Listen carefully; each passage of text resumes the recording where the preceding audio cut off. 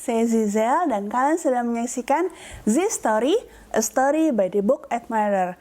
Di video kali ini saya akan menceritakan mengenai buku yang baru saya baca, buku terbaru dari Kate DiCamillo, Stella Endicott and the Anything is Possible poem.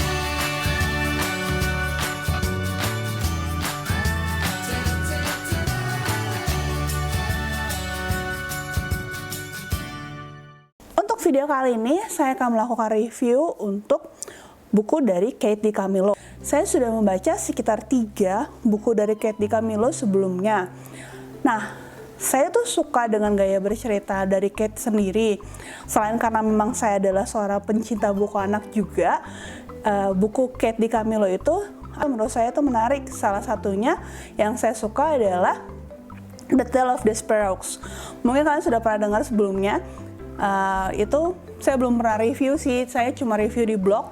Jadi itu ceritanya tentang seorang tikus yang kebanyakan ceritanya memang fabel sih.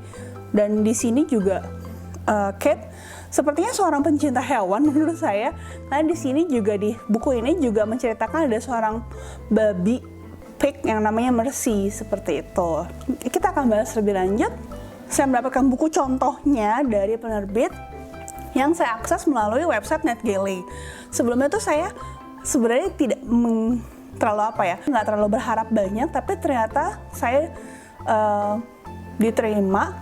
saya bisa mengakses, jadi saya seneng banget. Kalau kalian belum pernah dengar soal NetGalley sebelumnya, NetGalley adalah sebuah website di mana kalian itu sebagai seorang pencinta buku bisa request buku untuk kalian baca dan untuk kalian review, seperti itu. Nah, bisa kalian baca juga lebih lanjut di websitenya, oke? Sekarang mari kita review bukunya dari Kate DiCamillo. Buku ini bercerita tentang Stella Endicott, seorang anak kelas 2, grade 2, yang baru masuk ke sekolah. Jadi kayak mulai tahun ajaran baru. Di kelas 2 ini, Stella itu mempunyai wali kelas baru yaitu Miss Liliana. Stella itu suka banget sama Miss Liliana. Stella tuh menganggap Miss Liliana itu dia gambarkan tuh seperti seorang ibu peri yang baik hati, kayak seperti itu. Jadi Stella itu suka berimajinasi sendiri, suka mungkin suka daydreaming atau imagining things, seperti itu. Dia pikirannya tuh kreatif banget menurut saya. Nah, kemudian Miss Liliana itu memberi sebuah project untuk membuat tulisan yang tentang metafora gitu. Nah, kemudian Stella itu semangat banget mengerjakan proyek tersebut.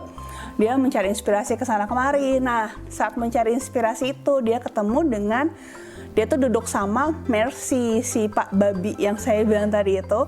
Dia duduk Mercy-nya tuh duduk di kursi, terus dia nulis sambil kayak nyari inspirasi gitu. Kemudian, nah sampai di sekolah dia semangat banget nih, ini tulisan gue tuh pasti bagus banget kayak gitu. Dia udah semangat.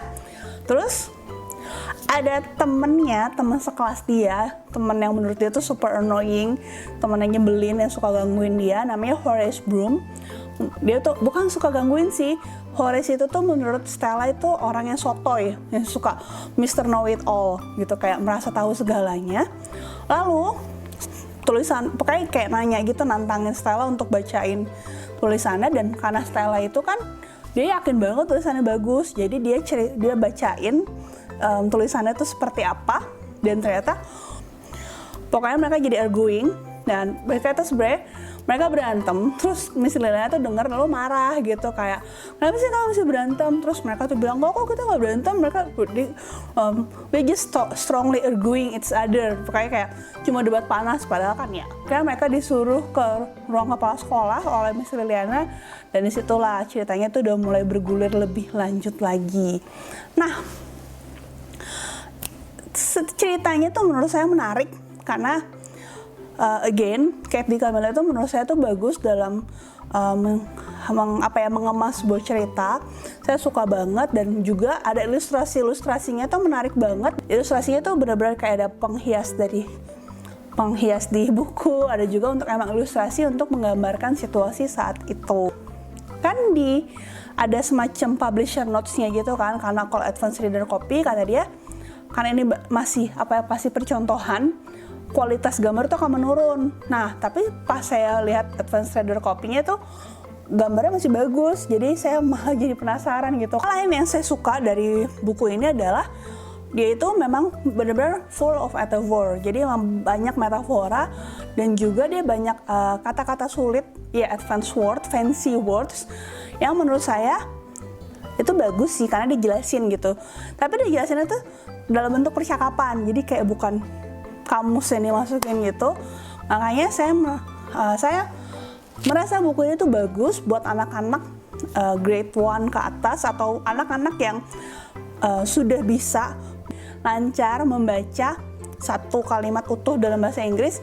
Belajar terus sih melancarkan mereka baca dan juga menambah vocabulary-nya mereka. Jadi ini bagus banget buat dibaca gitu. Overall, buku ini saya kasih nilai 4 karena saya suka banget sama itu ceritanya, karakternya, dan juga saya suka sama ininya, ilustrasinya juga yang bukan sampai yang kayak bagus banget sampai terkenang-kenang, tapi iya pokoknya bagus gitu. Ini saya baca dalam rangkaian baca bareng sama Rachel, teman badminton saya.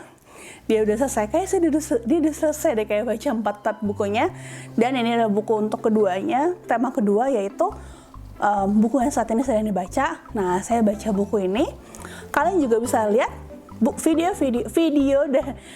review dia yang akan saya share linknya di sini. Terus buku ini juga akan saya sertakan untuk tema posting bareng dari BookTube Indonesia di bulan ini, yaitu buku anak. Kenapa buku anak? Karena bulan Juli adalah Hari Anak Nasional di Indonesia. Jadi makanya temanya buku anak, seperti itu. Oke, that's all. Semoga kalian suka dengan review yang saya ceritakan ini.